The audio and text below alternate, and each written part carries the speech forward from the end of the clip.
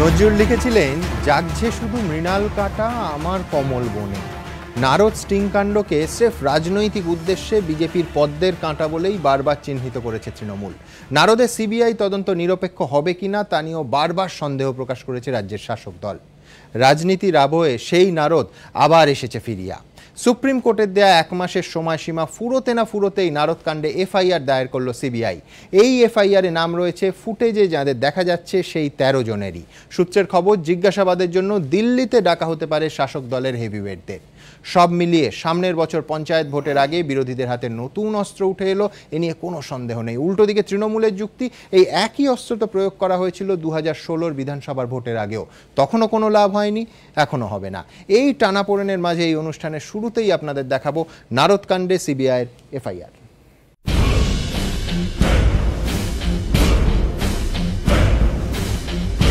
Supreme court 1 মাসের সময় বেঁধে দিয়েছিল।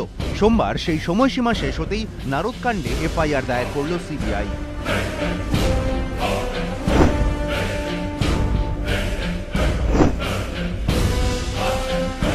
সিবিআই সূত্রে দাবি, নারদ কাণ্ডে দায়ের করা এই এফআইআরে মোট 13 জনের নাম রয়েছে।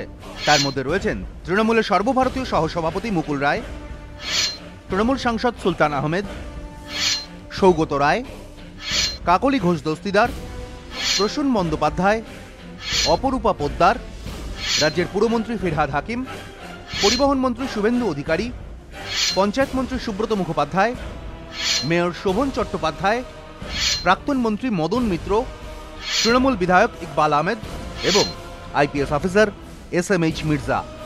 এদের বিরুদ্ধে কোন কোন ধারায় এফআইআর দায়ের করল সিবিআই? কেন্দ্রীয় গোয়েন্দা সংস্থা সূত্রে দাবি, ভারতীয় দণ্ডবিধির 120 বি ধারা অর্থাৎ ষড়যন্ত্র এবং বেআইনিভাবে সুবিধে পাইয়ে দেওয়ার জন্য টাকা নেওয়ার অভিযোগে দুর্নীতি দমন আইনের 7 এবং 13 নম্বর ধারায় এফআইআর হয়েছে। সূত্রের খবর, 12 পাতার এফআইআরে বিশদে তথ্য পেশ করেছে সিবিআই। সিবিআই এর দাবি, কে কবে কার মাধ্যমে কত টাকা নিয়েছেন সেই তথ্য তাদের কাছে আছে, তার বিস্তারিত উল্লেখ এফআইআরে করা হয়েছে। It is a welcoming move. They might be coming to the conclusion there is nothing. There is no doctored visuals. Everything is they corroborated with my statement and the visuals. And there is no such kind of any conspiracy. It's a purely journalistic exercise. For the reason they come into the conclusion to file the FIR. CBI সূত্রে বক্তব্য, কেন টাকা নেওয়া হলো, কি বলে নেওয়া হলো তা খতিয়ে দেখতে হবে। সেজন্য অভিযুক্তদের জেরা করতে হবে, তাদের বয়ান রেকর্ড করতে হবে। সিবিআই সূত্রে দাবি, প্রয়োজনে ম্যাথু স্যামুয়েলের সঙ্গে অভিযুক্তদের মুখোমুখি জিজ্ঞাসাবাদ করা হতে পারে। তদন্তের জন্য তৈরি করা হচ্ছে বিশেষ তদন্তকারী দল, যেখানে থাকবেন দিল্লির অফিসারেরাও। অভিযুক্তদের দিল্লিতেও জিজ্ঞাসাবাদ করা হতে পারে। সিবিআই এর ডিএসপি রঞ্জিত কুমারকে তদন্তকারী অফিসারের দায়িত্ব দেওয়া হয়েছে। যদিও এফআইআর দায়েরকে গুরুত্ব না দিয়ে মমতা বন্দ্যোপাধ্যায়ের প্রতিক্রিয়া, এফআইআর করা মানেই দোষ প্রমাণিত নয়, এটা রাজনৈতিক লড়াই, রাজনৈতিকভাবেই এর মোকাবিলা করতে হবে, চিন্তার কোনো কারণ নেই। এ বিষয়ে সুলতান আহমেদের সঙ্গে যোগাযোগ করা হলে তিনি বলেন, বিচারাধীন বিষয়ে কিছু বলবো না। সৌগত রায় জানান, প্রতিক্রিয়া দেবেন না। কাকলি ঘোষ দস্তিদারের বক্তব্য, যা বলার দল বলবে। মুকুল রায়, প্রসূন বন্দ্যোপাধ্যায়, সুব্রত মুখোপাধ্যায়, শোভন চট্টোপাধ্যায়, মদন মিত্র এবং ইকবাল আহমেদ ফোন ধরেননি। আইপিএস অফিসার এসএমএইচ মির্জার মোবাইল ফোন সুইচড অফ ছিল। গত মাসের 17 তারিখ নারদ কাণ্ডে সিবিআই তদন্তের নির্দেশ দেয় কলকাতা হাইকোর্ট। 72 ঘন্টার মধ্যে প্রাথমিক অনুসন্ধান শেষ করে মামলা রুজুরও নির্দেশ দেয় আদালত। হাইকোর্টের এই রায়কে চ্যালেঞ্জ করে অভিযুক্তরা সুপ্রিম কোর্টে গেলে সর্বোচ্চ আদালত প্রাথমিক অনুসন্ধানের সময়সীমা 72 ঘন্টা থেকে বাড়িয়ে 1 মাস করে। সূত্রের দাবি, প্রাথমিকভাবে সিবিআই অফিসারেরা হাইকোর্টের কাছে আরেকটু সময় চাওয়ার কথা ভেবেছিলেন, কিন্তু সোমবার দিল্লির সদর দপ্তর থেকে নির্দেশ দেওয়া হয় আর সময় চাওয়া যাবে না, সোমবারই এফআইআর করতে হবে। সেই মতো ঠিক 1 মাসের প্রাথমিক অনুসন্ধান শেষে 17 এপ্রিল নারদ মামলায় দায়ের হল এফআইআর। প্রকাশ সিনহা, এবিপি আনন্দ, কলকাতা। আমি রাজু বন্দ্যোপাধ্যায়কে দিয়ে শুরু করব। রাজু, শুরুতেই যেটা একেবারে আপনার কাছে প্রতিক্রিয়ার জন্য যাব, সেটা মুখ্যমন্ত্রীর প্রতিক্রিয়া। মুখ্যমন্ত্রী মমতা বন্দ্যোপাধ্যায়, আমি কোট আন কোট বলছি, বলছেন এফআইআর মানেই দোষ প্রমাণিত নয়, এটা রাজনৈতিক লড়াই, রাজনৈতিকভাবেই মোকাবিলা করতে হবে, চিন্তার কোনো কারণ নেই। পার্থ চট্টোপাধ্যায় বলছেন এফআইআরকে সাদা চোখে দেখলে চলবে না, অর্থাৎ ইঙ্গিতটা স্পষ্ট, রাজনীতি আছে এর মধ্যে। দেখুন, আমার মনে হয় পার্থ চট্টোপাধ্যায় নেবা হয়েছে। আর দ্বিতীয় হচ্ছে, ধর্মের কল বাতাসে নড়ে। আমরা দেখেছি পশ্চিমবঙ্গের বুকে সততার প্রতীক মুখ্যমন্ত্রী মমতা ব্যানার্জি, আর তার সততার প্রতীক আজকে প্রমাণিত হচ্ছে যে দেখুন, আমরা পশ্চিমবঙ্গবাসী হিসেবে আজকে নিজেদেরকে লজ্জিত বোধ করছি কি দেখছি আমরা? শাসক দলের মন্ত্রী আমলারা যুক্ত রয়েছে, এমপিরা যুক্ত রয়েছে, সেখানে হাত পেতে জমিদারি কায়দায় টাকা নিচ্ছেন, জমিদারি কায়দায় হাত পেতে টাকা নিচ্ছেন, আর তারপরে সততার প্রতীক মাননীয় মুখ্যমন্ত্রী এইসব কথা বলছেন।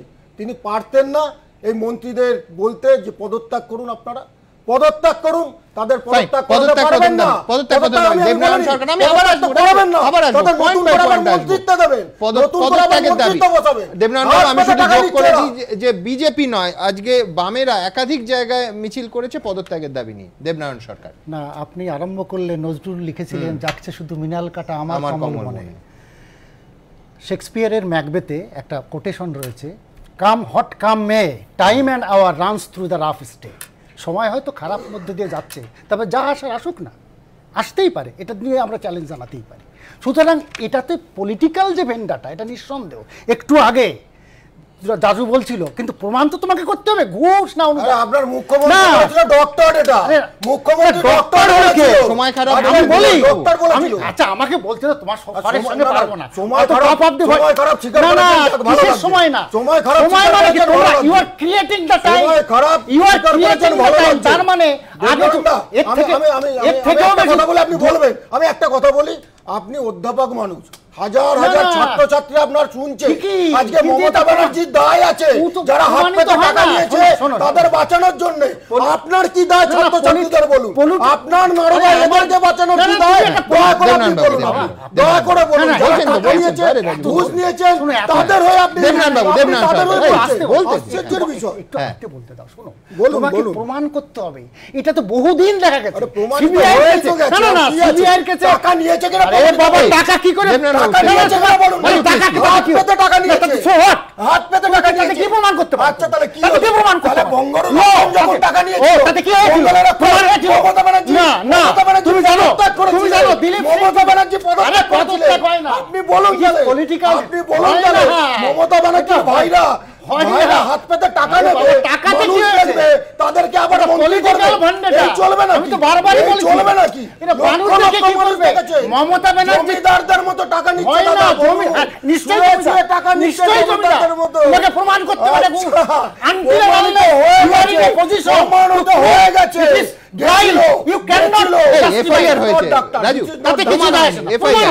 আমি দ্রুত একবার দেখাবো বামেদের মিছিল শহরের নানা জায়গায়, রাজ্যের নানা জায়গায় পদত্যাগের দাবিতে। নারদকাণ্ডে সোমবার মন্ত্রী সাংসদদের বিরুদ্ধে এফআইআর দায়ের করল সিবিআই। আর এদিনই সারদা থেকে নারদ, দোষীদের গ্রেফতারির দাবিতে পথে নামল বামেরা। সোমবার রাজ্য জুড়ে মিছিল করে ফরওয়ার্ড ব্লক। কলকাতায় লালবাজার অভিযান, মহাজাতি সদন থেকে শুরু হয় মিছিল।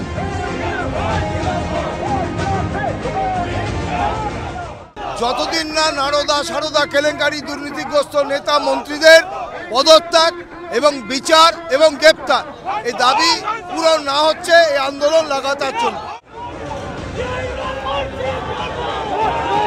বউবাজার চত্বরে মিছিল আটকালে পুলিশের সঙ্গে ফরওয়ার্ড ব্লক নেতা কর্মীদের এক প্রস্ত ধস্তাধস্তি হয়। একই ছবি দেখা গিয়েছে হাওড়াতেও।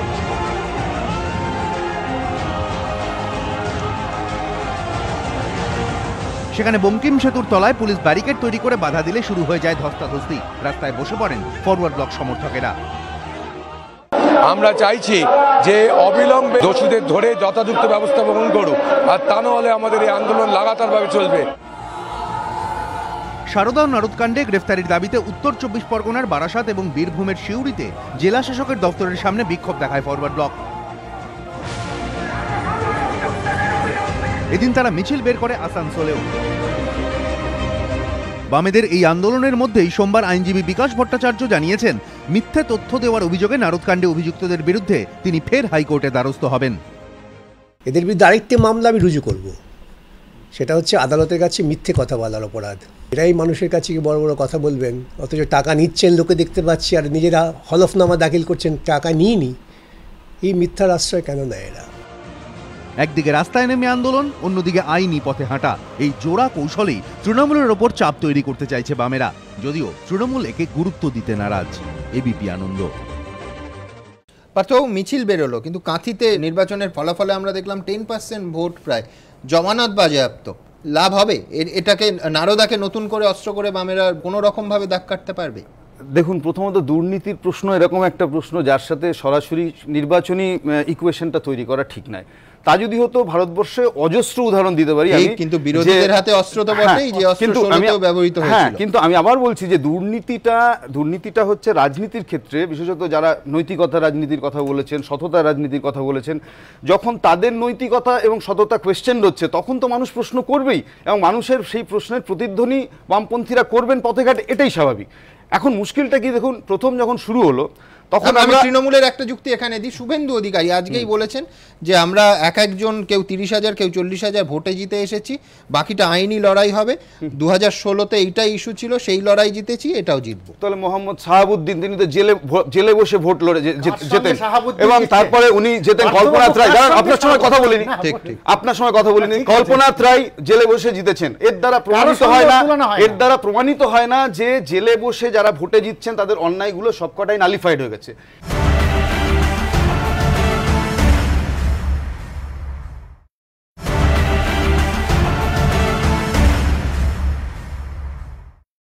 প্রথম অন্যায় যেটা ছিল, যে আমি বলছি যে ভিডিও জাল কিনা, এটা একটা সময় কোয়েশ্চেন ছিল, কিন্তু এখন দেখা যাচ্ছে যে ভিডিও সত্য, বিশুদ্ধ, এবং অডিও বিশুদ্ধ। কারণ আজকে সিবিআই যে হলফনামা জমা করেছে, it is based on absolute audio conversation, যা কথাবার্তা হয়েছে সবকিছুই। তাতে প্রাথমিকভাবে এটা প্রমাণিত হচ্ছে যে নেতা নেত্রীরা শাসক দলের, তারা হচ্ছে এই ঘটনায় অভিযুক্ত এবং প্রাইম অফিসে আছে।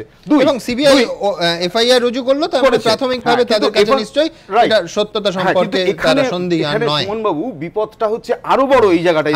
উল্টোটা হলে ম্যাথুর বিরুদ্ধে এফআইআর অবশ্যই হতো, অবশ্যই। আমি তো সেই কথাটাই বলছি যে জনপ্রতিনিধি যারা মানুষের ভোটে, এবার আপনি আগের যে প্রশ্নটা করছিলেন যে জনপ্রতিনিধি যখন মানুষের ভোটে জিতে আসেন, সেই মানুষের সম্মান, সেই মানুষের গণতান্ত্রিক মূল্যবোধ সম্পর্কে আরো নিঃসন্দেহ হতেই দরকার এই এনকোয়ারিটা।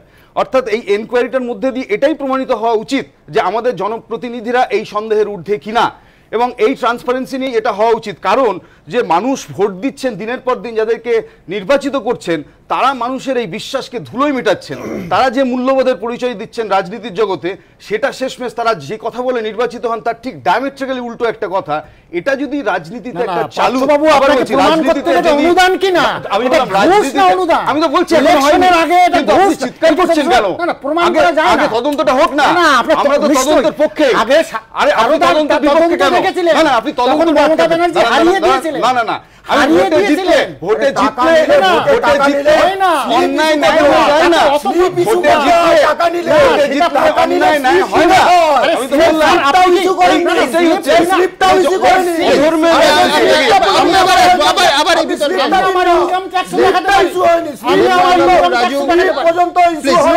আমি তদন্তের পাটে আসবো।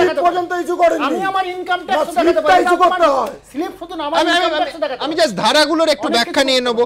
আইনজীবী রবিশঙ্কর চট্টোপাধ্যায় আমাদের সঙ্গে স্টুডিওতে আছেন। রবিশঙ্কর বাবু, যে ধারায় এই prevention of corruption act section 7, এছাড়া ক্রিমিনাল কনস্পিরেসি 120 বি আইপিসি, হ্যাঁ, একটু যদি ব্যাখ্যা করেন কি কি ধারায় আজকে এফআইআর রুজু হলো সেগুলো। করাপশন অ্যান্ড সেকশন 7, হ্যাঁ, সুপ্রিম কোর্টে যখন কলকাতা হাইকোর্ট থেকে 3 দিনের মধ্যে প্রাথমিক তদন্ত সম্পূর্ণ করে সিবিআইকে যদি প্রয়োজন হয় এফআইআর করার নির্দেশ দান করেছিল। পরবর্তীকালে সুপ্রিম কোর্টে যাওয়া হয়, সুপ্রিম কোর্টে যান এবং সুপ্রিম কোর্ট সেটা 1 মাসের সময় সিবিআই এর কাছে, যেটা 3 দিনটা একটা অত্যাধিক হার্স হয়ে যাচ্ছে। আজকে বিকেল 5টা সেই সময়সীমা শেষ হচ্ছিল একদম। এবং এফআইআরটা যেটা লজ হয়েছে, সমটো সিবিআই যে সমটো এফআইআরটা লজ করেছেন, কোন ধারায় সেটা এফআইআরটা লজ করেছেন, এটা এখনো পর্যন্ত এফআইআরটা আমি দেখতে পারিনি। করাপশন কি প্রমাণিত হয়েছে? Prevention of corruption act, prevention of করাপশনটা প্রমাণিত হয়েছে কিনা? কোর্সে চার্জ হয়েছে, মানে আমি যে এই যে চ্যাটার্জিটা শুরু হয়েছে, সুমনদা দেবনাথ স্বীকার করে নিয়েছে টাকা নিয়েছে, দেবনাথ স্বীকার করে আগে ইউপি ইলেকশনে চাঁদা ছিল, আমার তো টাকা নিয়েছে, ইলেকশনে 15,000 টাকা নিয়েছে। তদন্তের পার্টি আমি টাকা না 45 মিনিট বাকি আছে, তো খারাপ না, ওইভাবে তোমরা করতে পারো না। প্রিভেনশন অফ করাপশন অ্যাক্টের মধ্যে এফআইআর লজ করেছে, এটা সঠিকভাবে। আরে কি প্রিভেন্ট করবেন? করাপশনের না হয়ে থাকে প্রিভেন্ট কি করবেন? এফআইআর মানেই যে তারা দোষী, এটা প্রমাণিত হচ্ছে না। হ্যাঁ, exactly. এবার ট্রায়াল হবে, সেটা বলে শুরু করুন। চার্জশিট হবে, তদন্ত সম্পূর্ণ হওয়ার পরে সমীরবাবু বসে আছেন, তদন্ত সম্পূর্ণ হওয়ার পরে যদি মনে হয় চার্জশিট হতে পারে, আর যদি মনে হয় এরা দোষী নয়, তাহলে এদের বিরুদ্ধে এফআরটি হতে পারে। কিন্তু প্রাথমিকভাবে চণ্ডীগড়ের রিপোর্ট এবং দুটো জায়গায় রিপোর্টটা এসছে, কলকাতা হাইকোর্টের নির্দেশেই এটা হচ্ছে হয়েছিল। চণ্ডীগড়ের রিপোর্টের মধ্যে প্রমাণিত চণ্ডীগড়ের রিপোর্টে যদি সব হয়ে যেত তাহলে তো হাইকোর্ট বলে দিত রায় ঘোষণা করত। শেষ করতে দিন। যে ভিডিও ক্লিপিংসটা দেখা গেছে সেটা হচ্ছে এখনো পর্যন্ত সঠিক বলেই মনে করেছে এবং তার ভিত্তিতেই তদন্ত দায়িত্ব হয়েছে। এবং এই রবিশঙ্কর বাবু, এইখানে আমার দ্বিতীয় প্রশ্ন, সেটা হচ্ছে তাহলে কি আমরা ধরে নেব যে এই 1 মাসের সময়সীমার মধ্যে, আপনি তো বললেন আমরা সবাই জানি কোর্টে যেটা দেখা গেছিল সবকটা ফাইল খোলেনি, এখন দেখা যাচ্ছে যে 13 জনের ফুটেজ আছে সেই 13 জনের বিরুদ্ধেই এফআইআর হলো, তার মানে কি ধরে নেব যে এই মাঝের 1 মাস সময়টা সেই ফাইলগুলো খুলেছে এবং তার অথেন্টিসিটি যেটা, সেটা সিবিআই সে সম্পর্কে তাদের কোনো সন্দেহ নেই? নো, প্রাথমিকভাবে তদন্ত করার নির্দেশ কোর্ট দিয়েছিল। প্রাথমিক তদন্ত, প্রিলিমিনারি এনকোয়ারি এর কথাটা বলেছিল, এফআইআর করার কথা বলেনি, ইনভেস্টিগেশনের কথা বলেনি। প্রাথমিক তদন্তের মধ্য দিয়ে সিবিআই, যদি সিবিআইকে আমরা সঠিক বলেই মনে করি, প্রাথমিক তদন্তের মধ্য দিয়ে এটা উঠে এসছে যে এই যে ভিডিও ফুটেজগুলো গেছে সঠিক ভিত্তিতেই তারা এফআইআর লঞ্চ করেছে। সমীর গাঙ্গুলি, দেখো যে প্রশ্নটা হচ্ছে যে একটু আগে তুমি যেটা বললে যে ভোটে জেতা আর দুর্নীতিগ্রস্ত না, এই কথাটা একসঙ্গে তুমি আনতে পারো না। ভোটে জেতা একটা রাজনৈতিক ব্যাপার, আর তুমি কখনো দুর্নীতিগ্রস্ত, মানে এই যে সেকশনগুলো দেওয়া হয়েছে সেই সেকশনগুলো বলছে তুমি সরকারি কোনো জায়গায় কোনো পদে থেকে তুমি সরকারি মাইনে নিচ্ছ, তারপরে যদি তুমি অনৈতিকভাবে কোনো টাকা অ্যাকসেপ্ট করো, সেইটা কিন্তু তোমার পাবলিক সার্ভেন্ট, সোজা কথা। হ্যাঁ, অবভিয়াসলি পাবলিক সার্ভেন্ট না তো এই সেকশন আসবেই না। 120 বিটা তো সবসময় রাখা হয় কনস্পিরেসির জন্য।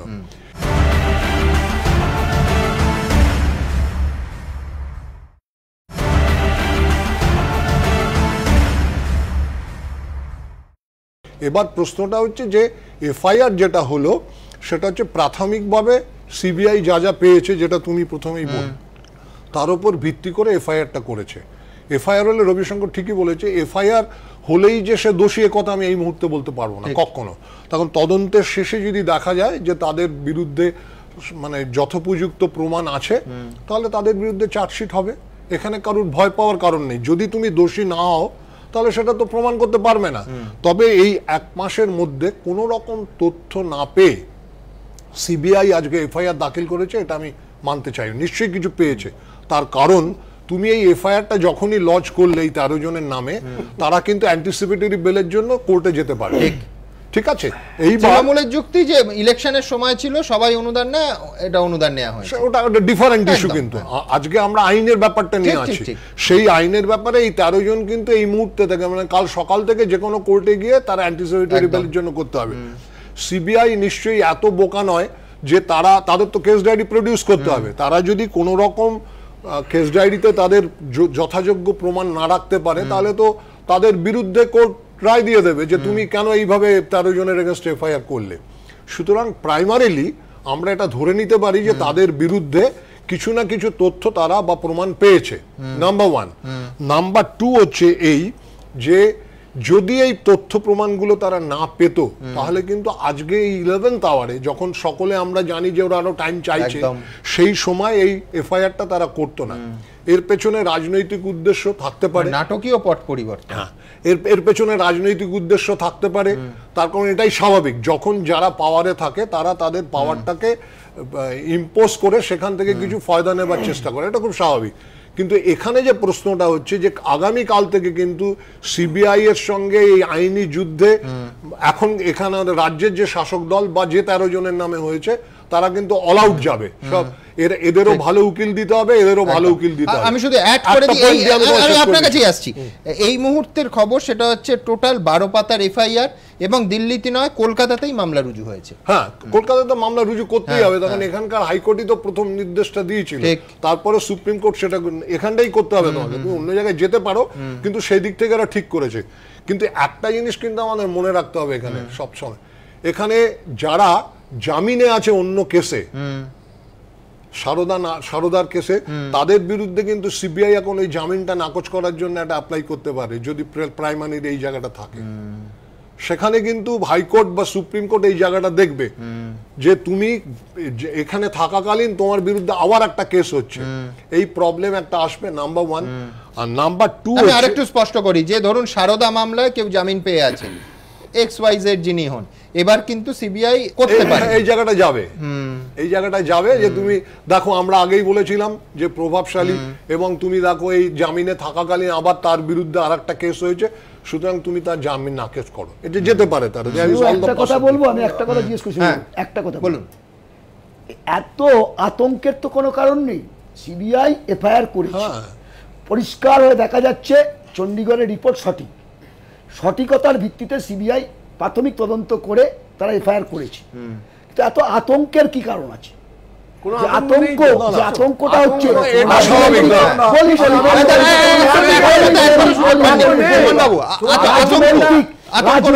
চক্রান্তের কথা কেন বলা? একটু রবিবাবু চুপ করলে সবাই একসঙ্গে বলবেন না,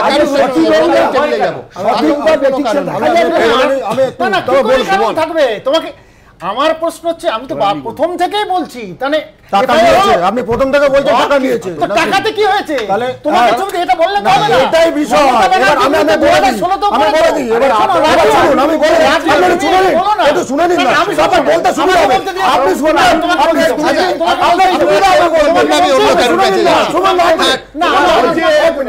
আপনি শুনে নিন, আপনার সুবিধা হবে, শুনুন।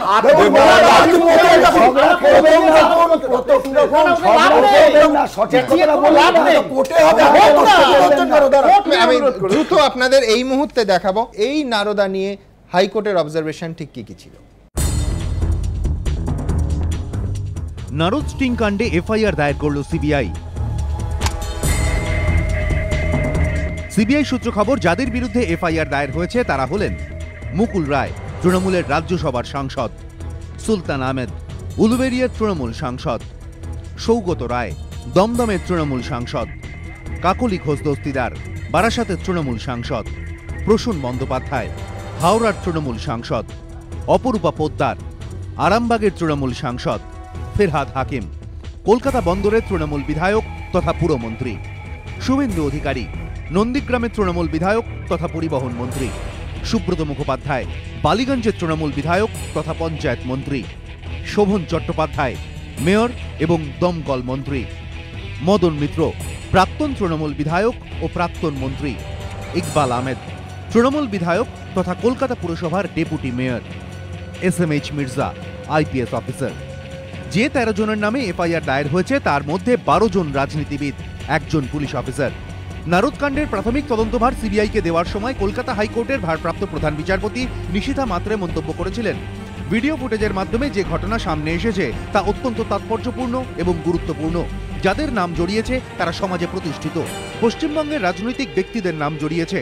দেখা গিয়েছে কোনো কিছু পাইয়ে দেওয়ার প্রতিশ্রুতিতে তারা টাকা নিচ্ছেন। ফরেনসিক পরীক্ষায় প্রমাণিত যে কটি ফুটেজ খোলা সম্ভব হয়েছে তা বিকৃত নয়। নারদ মামলার রায় দিতে গিয়ে বিচারপতি তপব্রত চক্রবর্তী বলেছিলেন, দুর্নীতি একটি বড় অপরাধ, সাধারণ মানুষের বিশ্বাসের প্রতি আঘাত। সাধারণ মানুষের বিশ্বাস থাকে সরকারের ওপর, আর এই ঘটনায় ক্ষমতাশালী সরকারি পদাধিকারী এবং মন্ত্রীদের নাম জড়িয়েছে। পুলিশের পাশাপাশি রাজ্যের ভূমিকা নিয়েও প্রশ্ন তুলেছিলেন ভারপ্রাপ্ত প্রধান বিচারপতি নিশিতা মাত্রে। বলেছিলেন, এই ঘটনায় স্বতন্ত্রভাবে পদক্ষেপ নেওয়ার বদলে রাজ্য যেভাবে সর্বশক্তি দিয়ে অভিযুক্তদের সমর্থন করতে ঝাঁপিয়ে পড়েছে তা দেখেও আমরা বিস্মিত। শেষ পর্যন্ত নারদ মামলায় 12 জন রাজনীতিবিদ এবং 1 জন IPS অফিসারের বিরুদ্ধে এফআইআর দায়ের করল সিবিআই। এবিপি আনন্দ।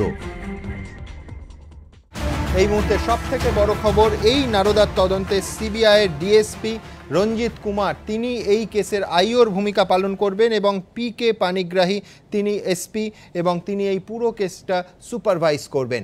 12 পাতার যে এফআইআর আজকে আদালতে সিবিআই পেশ করেছে, কি রয়েছে তাতে বিস্তারিত জেনে নেব আমাদের প্রতিনিধি প্রকাশের কাছ থেকে। প্রকাশটি কি রয়েছে এই 12 পাতার এফআইআরে? সুমনদা, আমরা দেখতে পাচ্ছি 12 পাতার এফআইআরে 13 জনের নাম রয়েছে, অ্যান্ড আদার্স লেখা রয়েছে। আইপিসির 120B ধারায় মামলা রুজু করা হয়েছে। প্রিভেনশন অফ কারাপশন অ্যাক্ট 1988 এর 7 নম্বর ধারা, 13 2 নম্বর ধারা, 13 1 নম্বর এ ধারা, 13 1 নম্বরের বি ধারা, এই ধারায় মামলা রুজু করা হয়েছে প্রিভেনশন অফ কারাপশন অ্যাক্ট। আমি এফআইআর এর কপি আমার হাতে রয়েছে, আমি পড়ে শোনাবো। সাসপেক্টেড অফেন্স যে কলাম রয়েছে, যে কি অভিযোগ আনা হচ্ছে, সেখানে যেটা কোট আনকোট লেখা রয়েছে, public servants accepting or agreeing to accept illegal gratification, committing offences of habitual acceptance of illegal gratification, criminal misconduct and criminal conspiracy. অর্থাৎ সিবিআই এর তরফে পরিষ্কারভাবে যে অভিযোগ আনা হচ্ছে যে সুবিধে পাইয়ে দেওয়ার জন্য অবৈধভাবে এই অভিযুক্তরা যাদের নাম রয়েছে, 13 জনের নাম রয়েছে অ্যান্ড আদার্স, তারা কিন্তু অবৈধভাবে টাকা নিয়েছে।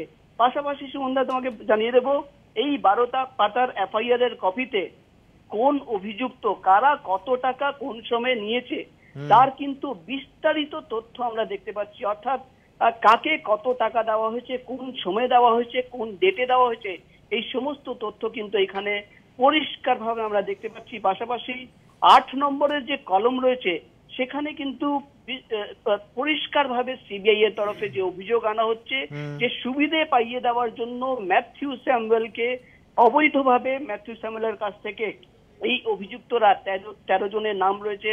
1 নম্বরে মদন মিত্রর নাম রয়েছে, সুলতান আহমদ, ইকবাল আহমদ, ফিরহাদ হাকিম এলিয়াস ববি হাকিম, Saugata Roy, Shrimati Kakuli Ghosh Dastidar.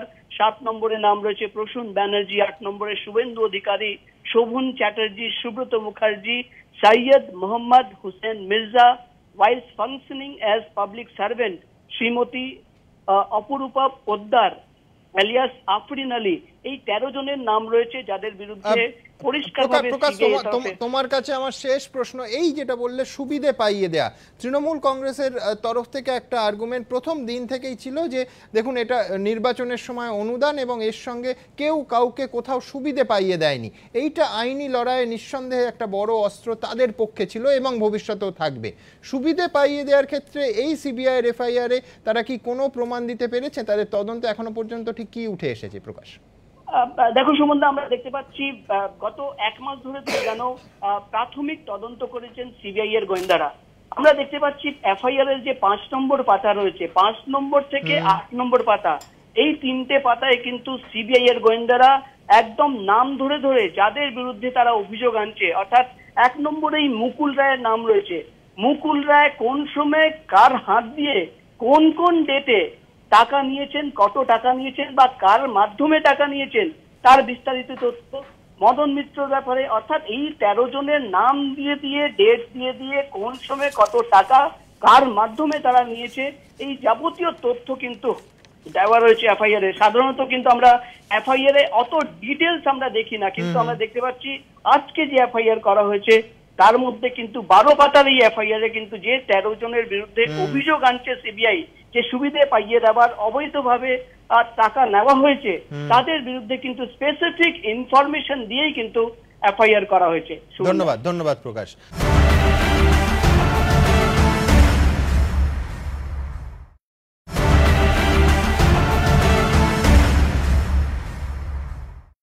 Detailed FIR, Ravishankar Babu, and others, 13 and others, তাহলে কি ভবিষ্যতে অন্য কোন নাম সেখানে তদন্তে উঠে এলে সেই প্রভিশনটা রাখা হবে, নামগুলো যুক্ত হতে পারে। দ্বিতীয় কথা হচ্ছে, আমি আরেকটা এই সব প্রসঙ্গে আপনাকে উত্থাপন করছি, অনেক এমপির নাম উঠে এসছে, অথচ পার্লামেন্টে একটা এথিক কমিটি আছে, সেই কমিটি আজ পর্যন্ত তারা এই বিষয় নিয়ে তদন্ত করলেন না। এটা একটা আশ্চর্যের বিষয়। ডিটেইলড এফআইআর, সমীর গাঙ্গুলি মন্তব্য নিয়ে নেব। একটা জিনিস আমাদের খেয়াল রাখতে হবে, কিন্তু এই যে এফআইআরটা হয়েছে, সুপ্রিম কোর্টের একাধিক রুলিং আছে, বিভিন্ন হাইকোর্টের রুলিং আছে। প্রাইমারিলি পুলিশ যে এফআইআরটা করবে সেটাকে বিশ্বাস করেই কিন্তু বিচার শুরু হবে।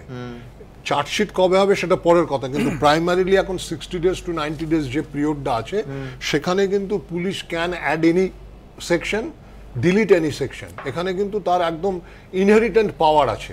সুতরাং এই কাল থেকে যে কথাটা বলা হচ্ছে যে এটা পারপাসলি করা হয়েছে, এই কথাটা কিন্তু এই মুহূর্তে জামিনের জন্য বা অন্য মানে নেগেটিভ কোনো ব্যাপারের জন্য টিকবে না। সুপ্রিম কোর্ট বা হাইকোর্ট বা লোয়ার কোর্ট সবসময় এখন পুলিশকে এই টাইমটা কিন্তু অ্যালাউ করবে, নাম্বার 1।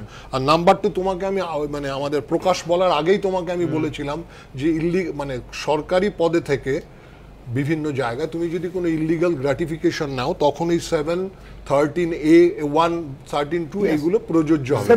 তার সঙ্গে তো 120(b)টা হচ্ছে বৃহৎ আকার, ওই যে অ্যান্ড আদার্স করা হয়েছে ওই সবগুলো যাবে ওই জায়গায়। সুতরাং এই মুহূর্তে কিন্তু সিবিআই যে এফআইআর করে যে তদন্তটা শুরু করেছে তাকে কিন্তু ফ্রিলি এখন তাকে তদন্ত করতে দিতে হবে, এবং এই মুহূর্তে আগাম জামিন চেষ্টা করেও কেউ পাবেন কিনা ব্যক্তিগতভাবে আমার সন্দেহ আছে। রাজনৈতিক উদ্দেশ্য প্রণোদিত পুরোটাই, এবং এর পেছনে একেবারে রাজনৈতিক প্রতিহিংসা আছে, পলিটিক্যাল ভেন্ডেটা আছে। তৃণমূল কংগ্রেসের তাই বক্তব্য। আমি আলোচনার পরবর্তী পর্যায়ে যাব, দ্রুত একবার আপনাদের দেখাবো তৃণমূল এই বিষয়টা নিয়ে ঠিক কিভাবে প্রতিক্রিয়া দিচ্ছে। নারদকাণ্ডে শেষ পর্যন্ত এফআইআর দায়ের করল সিবিআই, যা ঘিরে রাজ্য রাজনীতিতে ফের ঝড় ওঠার ইঙ্গিত। কাকে জিজ্ঞাসাবাদ করবে সিবিআই, কবে ডাকবে, কি তথ্য উঠে আসতে পারে, এরকমই নানা প্রশ্ন ঘুরপাক খাচ্ছে রাজনৈতিক মহলে। সিবিআই সূত্র খবর প্রয়োজনে অভিযুক্তদের দিল্লিতেও জিজ্ঞাসাবাদ করা হতে পারে। এসব নিয়ে ইতিমধ্যেই রাজনৈতিক তরজাও শুরু হয়ে গিয়েছে। কেন্দ্রের শাসক দল বিজেপি বলছে সিবিআই তদন্ত সঠিক পথে এগোচ্ছে। সারা বাংলার লোক এটার দিকে অপেক্ষা নিয়ে তাকিয়েছিলেন যে কবে হবে, ঠিক রাস্তায় এগোচ্ছে। মানুষের কোর্ট এবং সিবিআইয়ের উপরে ভরসা বাড়ছে, আর আমরা আশা রাখবো এর দ্বারা এর ন্যায় বিচার হবে। সিপিএম এর দাবি অভিযুক্তদের অবিলম্বে গ্রেফতার করতে হবে। 13 জনকেই কাস্টাডিতে নিতে হবে। তারা রিজাইন করবেন, মমতা ব্যানার্জি যদি খারিজ না করেন এই লড়াইটা তার বিরুদ্ধে মানুষের লড়াই হিসেবে চিহ্নিত করতে হবে। সুযোগ পেয়ে মমতা বন্দ্যোপাধ্যায়কে খোঁচা দিতে ছাড়ছেন না অধীর চৌধুরী। আপনার ক্ষমতা যে বলার যে হ্যাঁ নারদের ফুটেজে দেখানো যে তা মিথ্যা, আপনি তাতে বলতে পারছেন না। আপনি বলছেন ষড়যন্ত্র হয়েছে, কেন কথা ঘোরাচ্ছেন? বাংলার মুখ্যমন্ত্রী আপনি, স্বচ্ছতার প্রমাণ দিন। আইন আইনের পথে চলবে বলে মন্তব্য করলেও এফআইআর দায়েরের মধ্যে প্রচ্ছন্ন রাজনীতি রয়েছে বলে ইঙ্গিত করছে তৃণমূল। যে এর পেছনে কিন্তু একটা সময়কাল যেহেতু আছে, সাধারণ মানুষের মনে একটা সন্দেহ দেখা দিচ্ছে যে এতদিন পরে কেন, যেটা 2014-তে হলো সেটা কেন 2016-তে আসলো, বা আজকে 17-তেই বা তার কি, এটা আমার মনে সংশয়। বিধানসভা ভোটের আগে it's not a corruption, it's a conspiracy, এবং পশ্চিমবাংলায় তৃণমূলকে সরানোর জন্য এটা করা হয়েছিল, এটা সবাই জানে, চক্রান্ত, এটা এস্টাবলিশ, এবং বাকিটা লিগ্যাল ফাইট হবে, আইনি লড়াই হবে। এর জন্য আমরা অনেক লড়াই লড়েছি, এটা আমাদের কাছে কোনো ব্যাপার, আমরা আইনি লড়াই লড়ি। নারদকাণ্ড নিয়ে সিবিআই এফআইআর দায়ের করার পর রাজনৈতিক মহলে প্রশ্ন উঠতে শুরু করেছে, তাহলে কি 2018-র পঞ্চায়েত ভোটে বড় ইস্যু হয়ে উঠতে চলেছে নারদা স্টিং কাণ্ড? বিরোধীরা কি একে হাতিয়ার করেই তৃণমূলকে চেপে ধরার চেষ্টা করবে? দক্ষিণ কাঁথি উপনির্বাচনে বহুলাংশে ভোট বাড়িয়ে দ্বিতীয় স্থানে উঠে আসা বিজেপি কি নারদস্ত্রেই শান দেবে? তৃণমূল শিবিরের অবশ্য যুক্তি, 2016-র বিধানসভা ভোটে এই নারদকাণ্ডকেই হাতিয়ার করার চেষ্টা করেছিল বিরোধীরা, কিন্তু একাই ডাবল সেঞ্চুরি হাঁকিয়েছেন মমতা বন্দ্যোপাধ্যায়। তাই এবারও চিন্তার কিছু নেই। কার ধারণা সঠিক, উত্তর দেবে সময়। এবিপি আনন্দ। পঙ্কজবাবু, শুভেন্দু অধিকারী বলছেন করাপশন নয়, কনস্পিরেসি। দেখুন, বিষয়টা হচ্ছে আমি বুঝতে পারছি না, যদি গত নির্বাচনে নারদা থাকা সত্ত্বেও যেতে, মানে তাহলে জয় করে তো ওর ভয় কেন ওর যায় না? আমার যেটা মনে হচ্ছে যে স্যামুয়েলকে যে 80টা প্রশ্ন পাঠানো হয়েছে তার যে উত্তর দিয়েছেন, টাকাটা কোথা থেকে এলো? টাকা তো লেনদেন হয়েছে এবং সেটা সঠিক, সেটা চণ্ডীগড় বারবার বলেছে, অথেন্টিকেশন এসছে, এবং সেখানে পরিষ্কার বলা হয়েছে যে ঘরের কোনো এমপি টাকাটা দিয়েছেন, এবং তাহলে টাকাটা ঘরের থেকে এসছে, এবং কেন দেওয়া হয়েছে এই বিশেষভাবে যেটা বলা হচ্ছে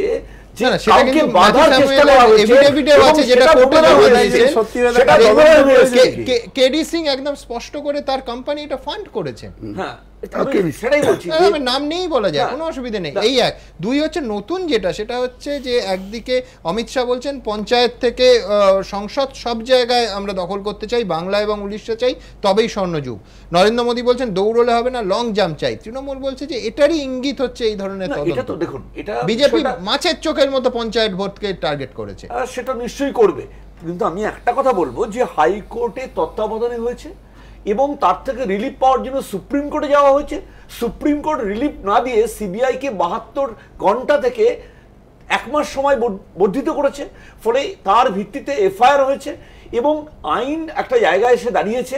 এবং আমি কি করে এখন বলবো যে টাকাটা খোলা চোখে সাদা চোখে দেখা যাচ্ছে, কোনো চশমা পড়ে নয়, এবং এখানে আর তদন্ত করতে হবে না, হবে না, এটা আপনি পরিষ্কার করুন। তদন্ত তো যা হয়েছে তারপর কি আর তদন্তের প্রয়োজন আছে? এটাকে তোতা কাহিনী বলে ওড়ানো যাবে না পঙ্কজ বাবু। না, আমি পরিষ্কার বলি, দেখুন রবিশঙ্কর বাবু আইনজীবী, রাজনীতি করেন না। আমি দুটো কথা উনি উল্লেখ করেছেন, আমি উল্লেখ করি যে এক হচ্ছে এফআইআর হলে দোষী নয়, দ্বিতীয়ত হচ্ছে যে যদি সিবিআই কে আমরা মানে একটা সংস্থা হিসেবে, মানে সঠিক সংস্থা হিসেবে ধরি, নিয়মনিষ্ঠ সংস্থা হিসেবে, নিরপেক্ষ সংস্থা হিসেবে ধরি, তার একটা।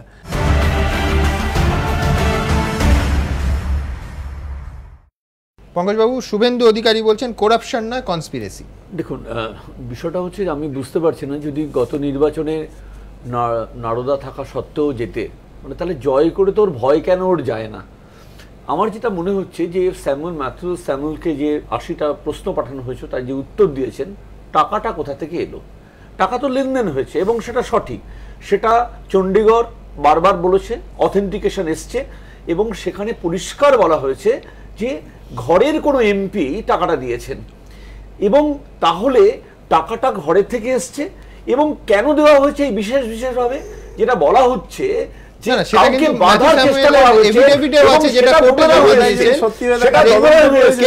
কেডি সিং একদম স্পষ্ট করে তার কোম্পানি এটা ফান্ড করেছেন। নাম নেই বলা যায়, কোনো অসুবিধা নেই। এই এক। দুই হচ্ছে নতুন যেটা, সেটা হচ্ছে যে একদিকে অমিত শাহ বলছেন পঞ্চায়েত থেকে সংসদ সব জায়গায় আমরা দখল করতে চাই, বাংলা এবং উড়িষ্যা চাই, তবেই স্বর্ণযুগ। নরেন্দ্র মোদী বলছেন দৌড়লে হবে না, লং জাম্প চাই। তৃণমূল বলছে যে এটারই ইঙ্গিত হচ্ছে এই ধরনের তদন্ত। দেখুন, এটা বিজেপি মাছের চোখের মতো পঞ্চায়েত ভোটকে টার্গেট করেছে। সেটা নিশ্চয়ই করবে, কিন্তু আমি একটা কথা বলবো যে হাইকোর্টে তত্ত্বাবধানে হয়েছে এবং তার থেকে রিলিফ পাওয়ার জন্য সুপ্রিম কোর্টে যাওয়া হয়েছে। সুপ্রিম কোর্ট রিলিফ না দিয়ে সিবিআইকে 72 ঘন্টা থেকে 1 মাস সময় বর্ধিত করেছে, ফলে তার ভিত্তিতে এফআইআর হয়েছে এবং আইন একটা জায়গায় এসে দাঁড়িয়েছে। এবং আমি কি করে এখন বলবো যে টাকাটা খোলা চোখে সাদা চোখে দেখা যাচ্ছে, কোনো চশমা পড়ে নয়, এবং এখানে আর তদন্ত করতে হবে না, হবে না, এটা আপনি পরিষ্কার করুন। তদন্ত তো যা হয়েছে তারপর কি আর তদন্তের প্রয়োজন আছে? এটাকে তোতা কাহিনী বলে ওড়ানো যাবে না পঙ্কজ বাবু। না, আমি পরিষ্কার বলি, দেখুন রবিশঙ্কর বাবু আইনজীবী, রাজনীতি করেন না। আমি দুটো কথা উনি উল্লেখ করেছেন, আমি উল্লেখ করি যে এক হচ্ছে এফআইআর হলে দোষী নয়, দ্বিতীয়ত হচ্ছে যে যদি সিবিআই কে আমরা মানে একটা সংস্থা হিসেবে, মানে সঠিক সংস্থা হিসেবে ধরি, নিয়মনিষ্ঠ সংস্থা হিসেবে, নিরপেক্ষ সংস্থা হিসেবে ধরি, তার একটা।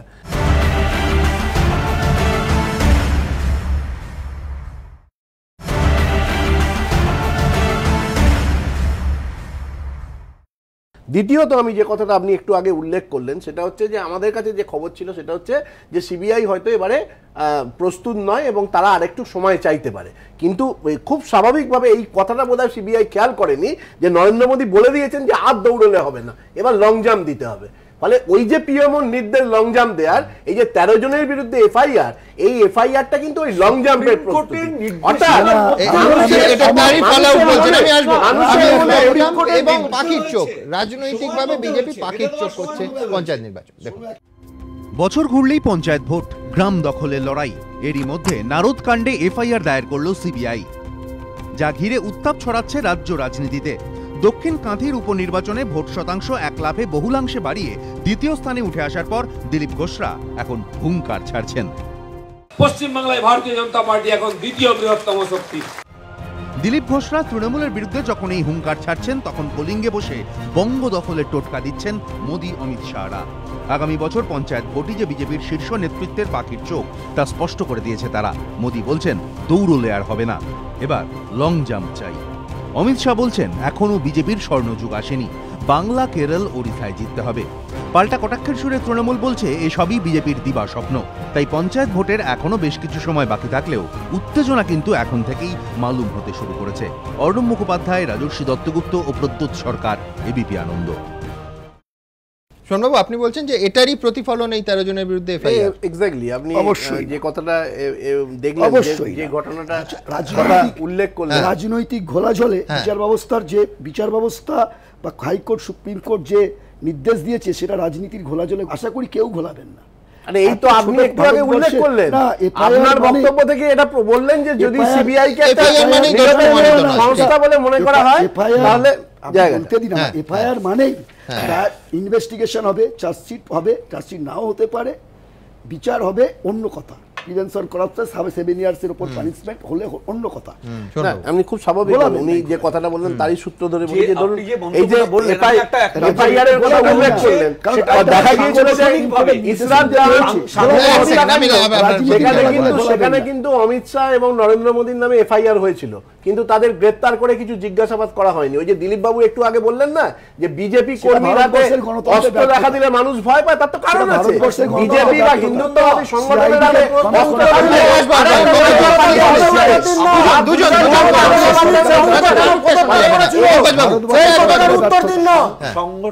সাংগঠনিক ভাবে আরো দ্রুত এগোতে হবে, তার নির্দেশিকা আপনার সংগঠন পারে, তার সঙ্গে সিবিআই কে দ্রুত আজকে ধর্মীয় অবমাননার পরিপ্রেক্ষিতে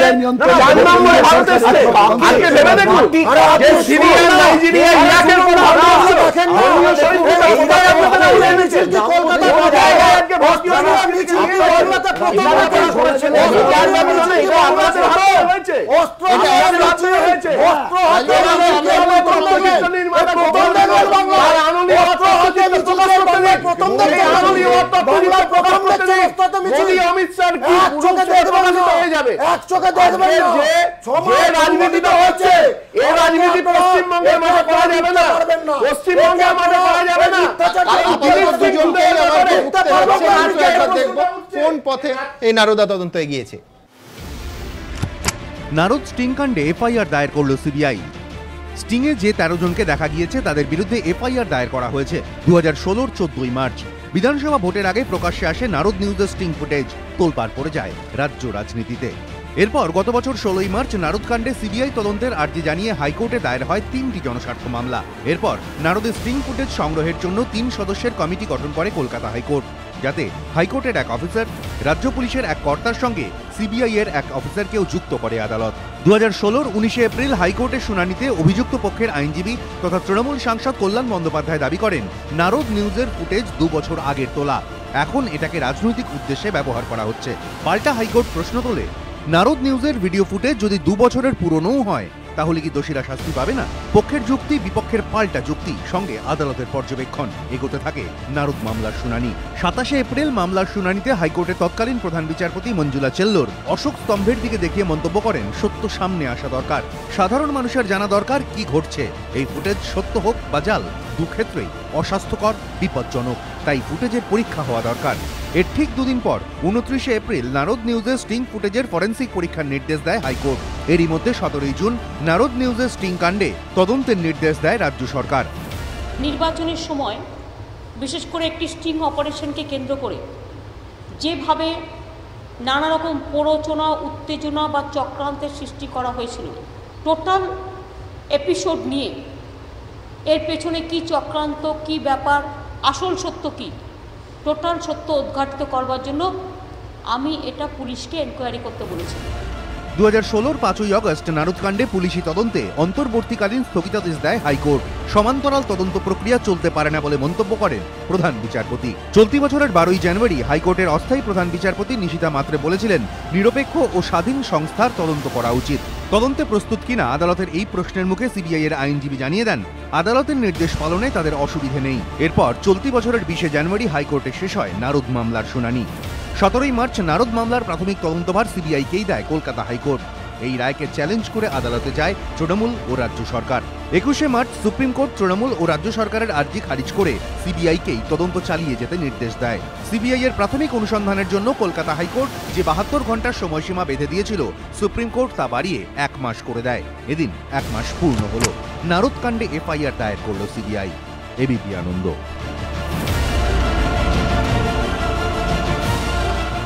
সমীরবাবু, পঞ্চায়েত নির্বাচনের আগে আরও একবার সারফেসে আনা হবে। একবারে দেখুন, তদন্ত চলছে, তদন্তের মাঝখানে যেভাবে কথা বলছে, কাঁথির রেজাল্টের পর এক্সট্রা অক্সিজেন পেয়ে বিজেপির যে রাজনৈতিক দলগুলোকে কি বলবো একবারে ভাঙানোর চেষ্টা, একটা রাজনৈতিক দলকে নার্ভ ব্রেক করে দেওয়ার যে পদ্ধতি এবং হুমকি প্রতি মুহূর্তে নারদাকে সামনে নিয়ে এসে রাজনৈতিকভাবে মোকাবিলা না করতে পেরে মানে একেবারে এই ধরনের কাজ করবে আমি ভাবতে পারিনি। মানুষ যাদের পাশে নেই, মানুষ তো নিয়ে এসছে মমতা বন্দ্যোপাধ্যায়, সুপ্রিমো, কিন্তু প্রতি মুহূর্তে বিজেপি প্রতিটা রাজনৈতিক দল, আপনি কেন শুধু মমতা বন্দ্যোপাধ্যায়, আপনি জয়ললিতার ক্ষেত্রে দেখুন কিভাবে তার পেছনে এই বিজেপি কিন্তু দাঁড়ান দাঁড়ান দাঁড়ান দাঁড়ান এই বিজেপি যদি লক্ষ্য করেন ব্যাপন কাণ্ড ঘটেছে, ললিত মোদীর কেস ঘটেছে, এত কিছু দুর্নীতির সাথে শুধু বিজেপি করে বলে অক্সিজেন আমি বারবার বলছি, তৃণমূল বহু সংগ্রামে বহু লড়াইয়ে জন্ম হয়েছে, বহু মানুষের রক্তের জন্ম হয়েছে, বলবেন না কে সততার প্রতীক দিচ্ছে, তার নাম মমতা বন্দ্যোপাধ্যায়, তার নাম মমতা বন্দ্যোপাধ্যায়। মানুষ জেনে রাখুন, হাত পেতে টাকা নিচ্ছে, জেনে রাখুন, মানুষ দেখছে মমতা বন্দ্যোপাধ্যায় সততা নিয়ে কথা নেই। আমরা শিশু পাচার করি না, আমরা শিশু পাচারকারীকে এমপি করি না, আমরা শিশু পাচারকারীকে এমপি করি না, এটা মাথায় রাখবে। আবার বলছি, মমতা বন্দ্যোপাধ্যায় নিয়ে রাজু বন্দ্যোপাধ্যায় পদত্যাগ করতে বলতো, মমতা বন্দ্যোপাধ্যায় নিয়ে রাজু বন্দ্যোপাধ্যায় কথা বলছে, কোথায় বিজেপি রাজপন্থা দেখুন, নৈতিকতা, আরে বিজেপি যদি একটা রাজনীতিতে নৈতিকতা আনুন, নৈতিকতা আনুন রাজনীতিতে। লক্ষণের বেলায় 1 মিনিট লেগেছিল পদত্যাগ করতে, অন্য দলের সভাপতি আমরা কি করে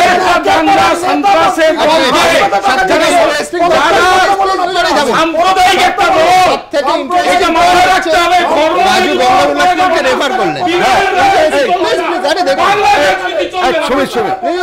বিভেদের রাজনীতি চলবে না বাংলা, সম্প্রীতি এবং শান্তির রাজ্য। সমীর, আপনাকে একটা প্রশ্ন এবং শান্তি বজায় থাকে, আমি শান্তি এবং সম্প্রীতির বাতাবরণ বজায় থাকে যাতে একটা নির্বিষ কোয়েশ্চেন হচ্ছে সমীরের জন্য করছি, যে যদি তৃণমূল কংগ্রেস নির্বাচনের জন্য যদি এই টাকা পেয়ে থাকেন বলে যা ক্লেম করছেন অনেকে, মির্জা তিনি এসপি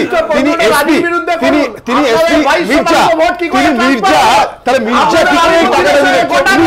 আমি বলছি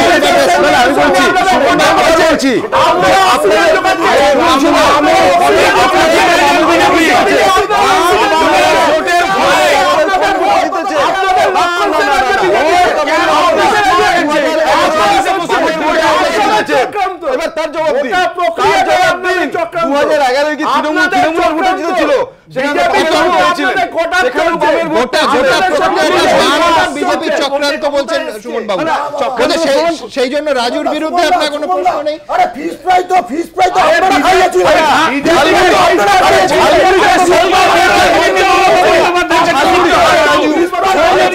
কি করে চলবে?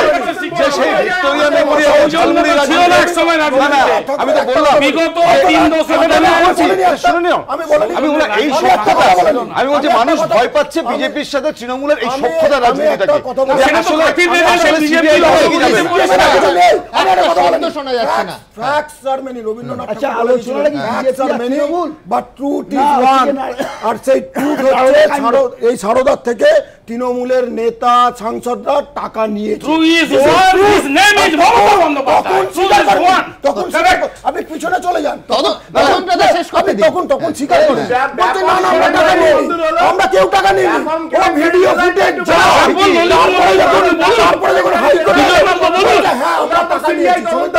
টাকা নিয়ে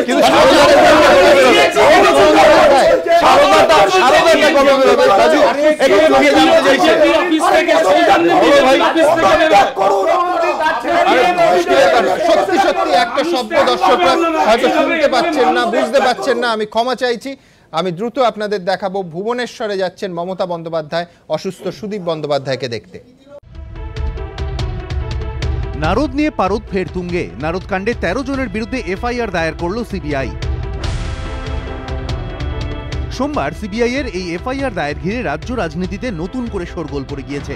এরই মাঝে মঙ্গলবার ভুবনেশ্বর যাচ্ছেন মমতা বন্দ্যোপাধ্যায়। রোজভ্যালি কাণ্ডে জেল হেফাজতে থাকা হাসপাতালে চিকিৎসাধীন তৃণমূল সাংসদ সুদীপ বন্দ্যোপাধ্যায়ের সঙ্গে দেখা করতে মঙ্গলবার সন্ধ্যের বিমানে কলকাতা থেকে ভুবনেশ্বর রওনা দেবেন মমতা। ভুবনেশ্বরের বিমানবন্দর থেকে সোজা চলে যাবেন বেসরকারি হাসপাতালে, যেখানে সুদীপ বন্দ্যোপাধ্যায় ভর্তি। সুদীপের সঙ্গে দেখা করার পর মমতার পুরী যাওয়ার কথা। বুধবার পুরীর জগন্নাথ মন্দিরে পুজো দিতে পারেন তৃণমূল নেত্রী। বৃহস্পতিবার সন্ধ্যের বিমানে তার ভুবনেশ্বর থেকে কলকাতায় ফেরার কথা। তাৎপর্যপূর্ণ বিষয় হলো, গত দুদিন ধরে এই ভুবনেশ্বরে বসেই বঙ্গ জয়ের ছক কষেছেন মোদী অমিত শাহরা। কর্মসমিতির বৈঠক শেষে এখান থেকেই বিজেপি হুঙ্কার দিয়েছে চিটফান্ড কাণ্ডের প্রতারকরা জেলে যাবে। सब जगह जो चिटफंड के घोटाले हुए वो गरीब को लूटा है, वो गरीब को न्याय मिलेगा और गुनहगार जल्दी ही जेल के अंदर जाएंगे और सजा पाएंगे। বিজেপির হুঙ্কারের এই প্রেক্ষাপটে সুদীপ বন্দ্যোপাধ্যায়কে ভুবনেশ্বরে দেখতে মমতা বন্দ্যোপাধ্যায়। এখানেই জেল হেফাজতে রয়েছেন রোজভ্যালি কাণ্ডে তৃণমূলের আরেক অভিযুক্ত সাংসদ তাপস পাল। গত বছর 30শে ডিসেম্বর তৃণমূল সাংসদ তাপস পালকে গ্রেফতার করে সিবিআই। এরপর 3রা জানুয়ারি রোজভ্যালি কাণ্ডে তৃণমূলের আরেক সাংসদ তথা লোকসভার দলনেতা সুদীপ বন্দ্যোপাধ্যায়কে গ্রেফতার করে সিবিআই। এর প্রতিবাদে বারবারই সরব হয়েছেন মমতা বন্দ্যোপাধ্যায়। তাঁর অভিযোগ, নোট বাতিলের সমালোচনায় সুর চড়ানোতেই রাজনৈতিক প্রতিহিংসার কারণে সুদীপকে গ্রেফতার করা হয়েছে। এই অভিযোগ অবশ্য বিজেপি মানতে নারাজ। তাদের পাল্টা দাবি, স্বশাসিত সংস্থা হিসেবে সিবিআই নিজেদের মতোই তদন্ত করছে।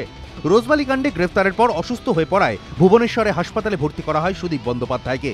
দল যে তাঁর পাশে আছে, মঙ্গলবার ভুবনেশ্বরে গিয়ে তৃণমূল নেত্রী সেই বার্তাই দেবেন বলে পর্যবেক্ষকদের একাংশের মত।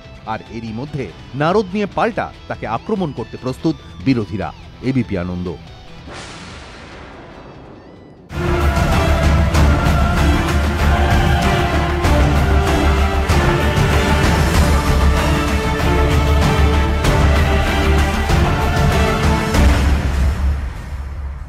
নিবেদন করছে আধুনিক টিএমটি বার্স, ভরসা হমেশা, Oshea herbals, Phytogen hair oil and vitalizer, gain hair naturally, NIPS school of hotel management, eastern India's number 1, partner by Vivekananda hospital Durgapur. আমরা জানি জীবনের মূল্য। Dharitri university adjacent to New Town Kolkata. Flat শুধুমাত্র 6,90,000 এ। Raja sugar free Marie nutritious biscuit, চিনি ছাড়া fibre ভরা একদম সত্যি। United Bank of India, the bank that begins with you. Sigma everyday গুঁড়ো মশলা, জাদু এমন ঠিক যেন ঠাম্মার মতন। অনিয়মিত জীবনে লিভারের সুরক্ষায় ব্যবহার করুন লিভোসিন ডিএস।